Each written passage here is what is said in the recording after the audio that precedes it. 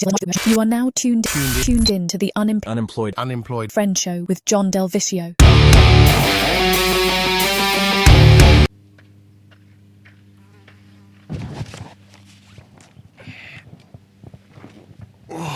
Hello and welcome to the Unemployed Friend Show. I'm John, I'm currently unemployed, and this is how I'm choosing to spend my time. It's hot as fuck out. I had this big idea I was going to go to the top of the world and record kind of a motivational, aspirational style video to show you, everything the light touches can be yours. However, now that I'm out here, I'm realizing that was a mistake. There's bugs flying all around my head. It's going to be up to 107 degrees allegedly in Los Angeles today. So this seems to be dangerously miscalculated. Spencer and I have one water bottle between the two of us. Thank you for coming, Spencer, by the way.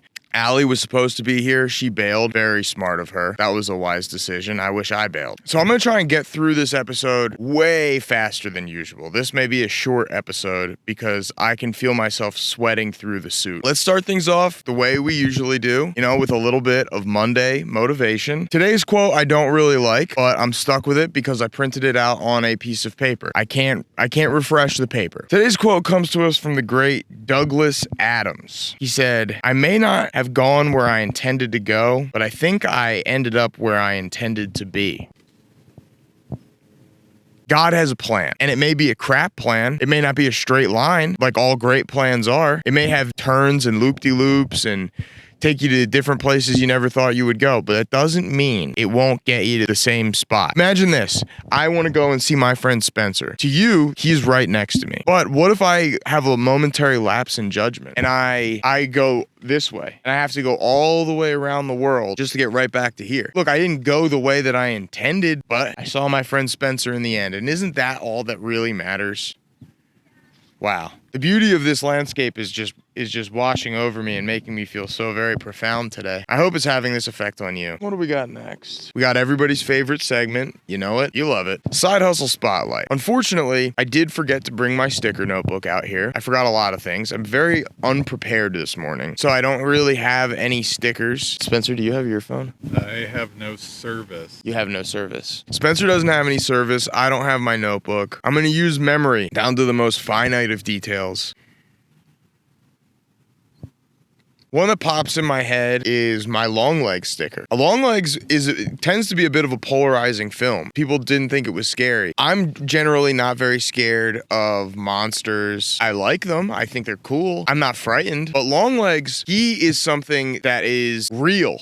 An ugly person, which is terrifying to me. I've heard reports that ugly people are more scared of us than we are of them, but I think those people are confusing ugly people with bumblebees. Bumblebees are more afraid of us. So yeah, if I remember correctly, it's the picture of Longlegs when they first reveal the bottom half of his face in the very beginning of the movie. Don't worry, this is not a spoiler. I just added the text over the top part of his head where the rest of the ugly would be. And it just says, "Ugly people are very scary to me," echoing the sentiment that I expressed to you mere moments ago. If that's something you get down with, if that's something you agree with, then this may be the sticker for you. Put it on your back to school notebooks. But if you are an ugly, you may be offended by that. Another sticker that pops into my head. Everybody loves the Costco guys, right? Big Justice, AJ, the Rizzler. We bring the boom. That's what we do. These guys are kind of my heroes right now. So I made this sticker celebrating them and their bring the boom mentality. But in this image, you see Big Justice and AJ, two of the strongest gentlemen in the crew. They're using the Rizzler as a battering ram. They're making him use his head. Remember Toy Story 2 when they make Rex use his head? That's what they're doing with the Rizzler. If you see the Rizzler out in public, maybe it's your lucky day. But if he is being slammed right through your front door, you better know that Big Justice and AJ are right behind, and they're going to bring the pain. They're going to bring the doom, rather. Those are two really good stickers, really popular stuff, capitalizing on the moment, on pop culture of today.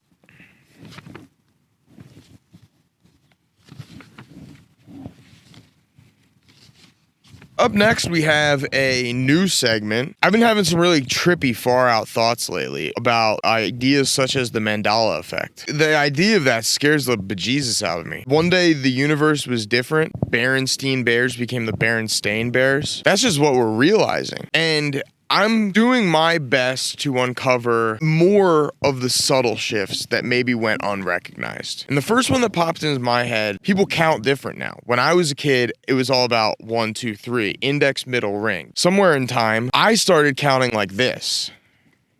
And I have no memory of making that switch. Only explanation, some kind of reality shift took place, and I became Eurotrash. Because if it was a protest, I would remember making that protest. I remember the exact moment that I decided to call them freedom fries instead of French fries. That was a decision that I made. I didn't make this decision. I want so badly to be the man I was when I counted 1, 2, 3.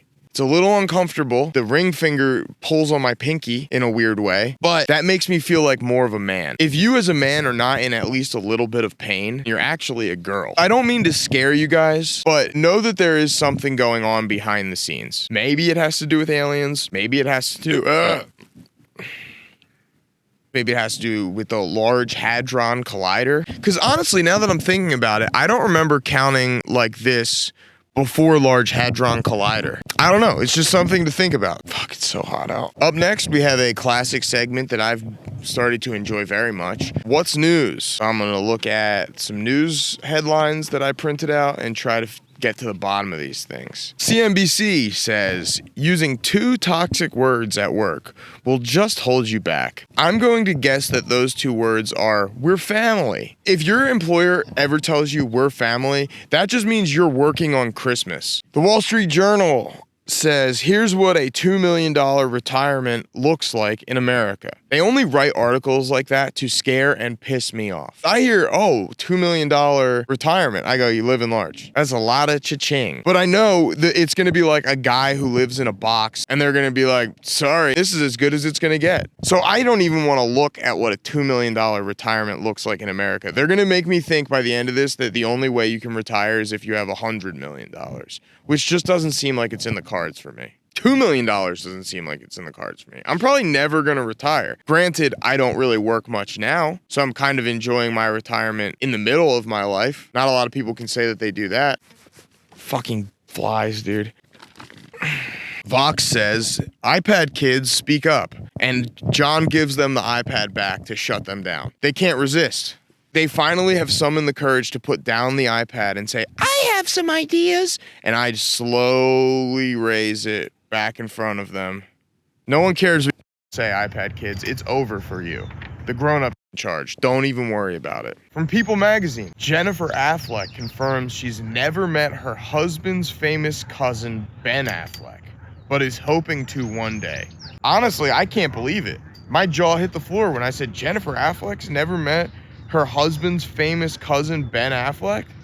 And I said, oh, I bet she hopes that one day she will. And then I kept reading a little bit further, and guess what? Thoughts and prayers, send them out to Jennifer Affleck. May worlds collide. From magazine, 6 surprising things you think are making you happy, but are doing the opposite. Pussy from a girl that's crazy. Morning bong rips. Drinking and driving. Scrolling for 11 hours a day. Talking to your mom on the phone.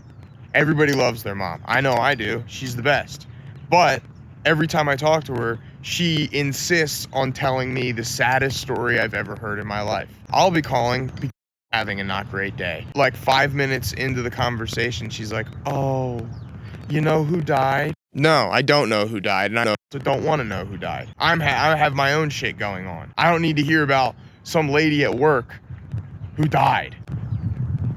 Okay, so that's 5. Last thing that you think would make you happy, but actually makes you sad. Dating in your 30s. Thank you for watching the Unemployed Friend Show. Please like and subscribe down below.